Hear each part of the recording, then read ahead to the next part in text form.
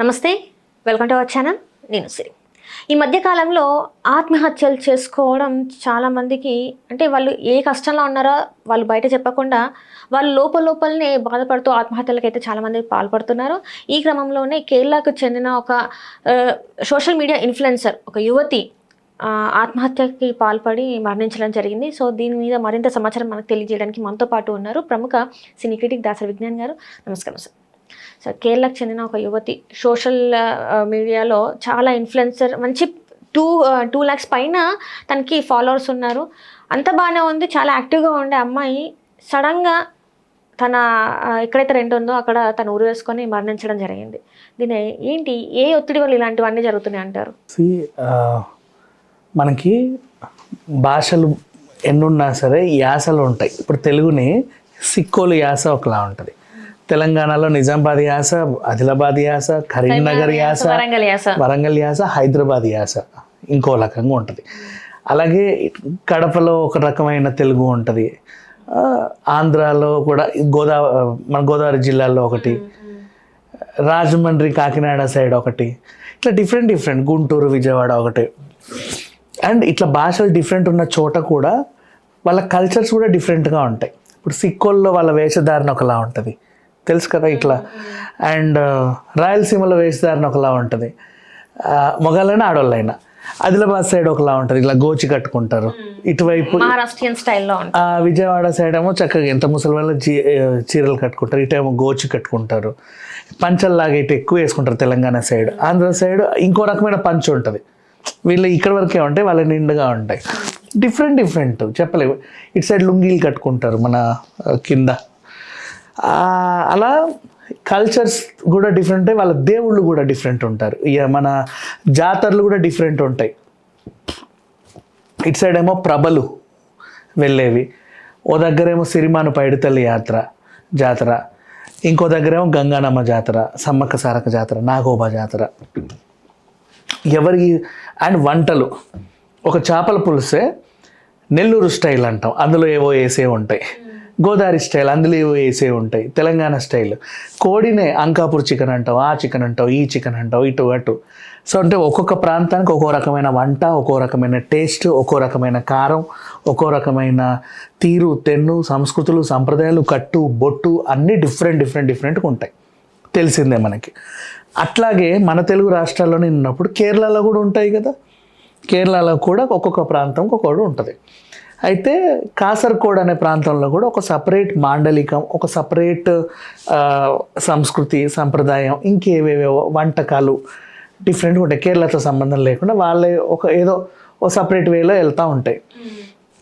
ఇక్కడ ఈవిడ సొంతూరు అది కాకపోయినా అక్కడ రెంట్కుంటుంది.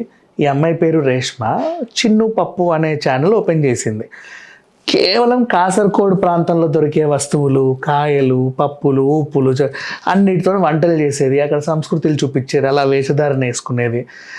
ఆ రకంగా కాసర్గోడ్ ప్రాంతం మాండలికంలో వీడియోలు చేస్తే ఫేమస్ అయింది. అంటే ఒక మంచి అభిరుచి గల అమ్మాయి అనే కదా.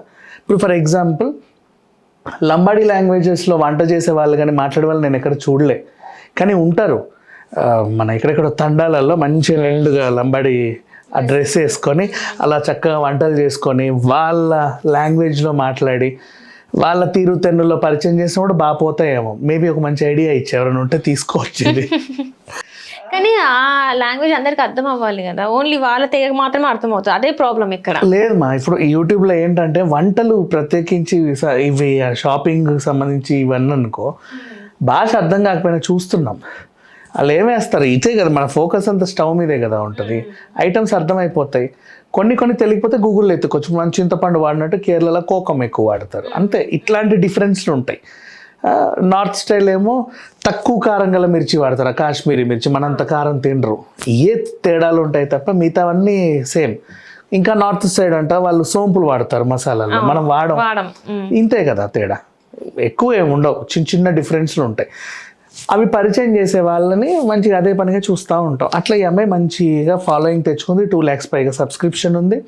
తన జీవితంలో రోజు అప్పుడప్పుడు ఒక్కొక్క పోస్ట్ పెడతా ఉంది. ఇప్పుడు మనమైనా సరే ఆ విలేజ్ బాబాయ్ నెక్స్ట్ టైం పెట్టాడా అని చూస్తాం. 3 నెలలు రాకపోతారే ఏమయ్యాడు అని అనుకోమా. పళనిస్వామి ఉన్నాడు, ఆయన ఏదో నూరుతా ఉంటాడు ఒక దగ్గర కూర్చొని. చెప్తూ ఉంటాడు. సడన్గా రాలేదనుకో 2 రోజులు 3 రోజులు, అరే ఈయన ఏమయ్యాడు అని అనుకుంటాం కదా. అట్లా ఈమె కోసం కూడా ఎదురు చూసే వాళ్ళు ఉన్నారు కొంతమంది.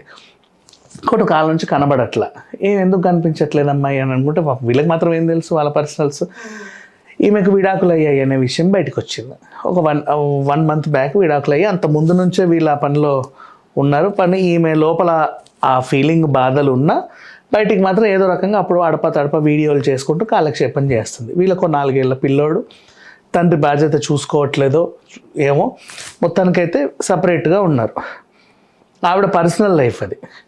ఈవిడ కూడా ఒక తల్లి, చెల్లి, అక్క, తమ్ముడు ఎవరెవరో ఉంటారు కదా. కానీ వాళ్ళందరిని ఎప్పుడు పరిచయం చేయలేదు. ఈవిడ మాత్రం రెగ్యులర్గా ఏదో ఒకటి చేసుకుంటూ ఉండేది. సడన్గా ఏమైందో ఏంటో అందరికి వార్త వచ్చింది. న్యూస్ ఏంటి, ఆవిడ ఇంట్లోనే ఉండే ఫ్లాట్లో కాసర్గోడ్ ప్రాంతంలో ఫ్యాన్కి ఈ బెడ్షీట్ని కట్టి ఆవిడ వేలాడింది. ఇది కాస్త పెద్ద సెన్సేషన్ అయ్యి అందరికీ తెలిసింది. అయ్యో మా ఇన్ఫ్లుయెన్సర్కి ఏమైందో, ఎంత కష్టం వచ్చిందో అని. ఈమె తరఫున అడిగే వాళ్ళు అంతమంది ఉన్నారు పాపం. మరి వాళ్ళందరికీ ఒక ఇంట్లో మనిషి అయిపోయింది. రోజు ఏదో ఒకటి వీడియో పెట్టేసరికి, ఇందాక నేను చెప్పిన మనుషులు కూడా మన ఇంట్లో మనుషుల్లాగానే వీడియోలు చేస్తూ ఉంటారు, రోజు చూస్తూ ఉంటాం కదా. అట్లా ఒక పార్ట్ అయిపోతారు. ఇప్పుడు ఏమైంది, దీని గురించి మనం ఎందుకు మాట్లాడుకోవాలి అంటే, ఒక అమ్మాయి దూలానికి వేలాడింది అంటే, పైగా విడాకులు తీసుకున్న కొద్ది రోజుల్లో అంటే చాలామంది ఏం చేస్తారు, ఆయన ఏదో అనుంటాడు, గిల్లుంటాడు, గీరుంటాడు, రక్కుంటాడు, ఏదో మాట అనుంటాడు అని రకరకాల రాతలు రాస్తారు. దాని గురించి ప్రజెంట్ మాట్లాడొద్దు. అనవసరంగా విషయం తెలియకుండా ఒకరిని నిందించడం కూడా తప్పే. ఏమైందో మనకు తెలియనప్పుడు ఆర్థిక ఇబ్బందులు ఉండొచ్చు, లేకపోతే ఇంకేమైనా ఉండొచ్చు, చుట్టాల వల్ల ఉండొచ్చు, చెప్పలేం కదా. అయితే మాట్లాడుకోవచ్చు. ఎప్పుడు 24 గంటలు ఆగితే ఆవిడకావిడే వేలాడిందా, ఎవరన్నా వేలాడదీశారా అనే విషయం పోస్ట్ మార్టంలో వస్తుంది బయటికి. ఆ రిపోర్ట్ రాకముందే ఈవిడ మీద మనం రకరకాల ఊహాగానాలు వ్యక్తం తప్పది. నెక్స్ట్ సరే, ఈవిడ ఉద్దేశపూర్వకంగానే వేలాడిందనో, లేదా ఎవరో కావాలనే నులిమి వేలాడదీశారనో వార్త వస్తుంది.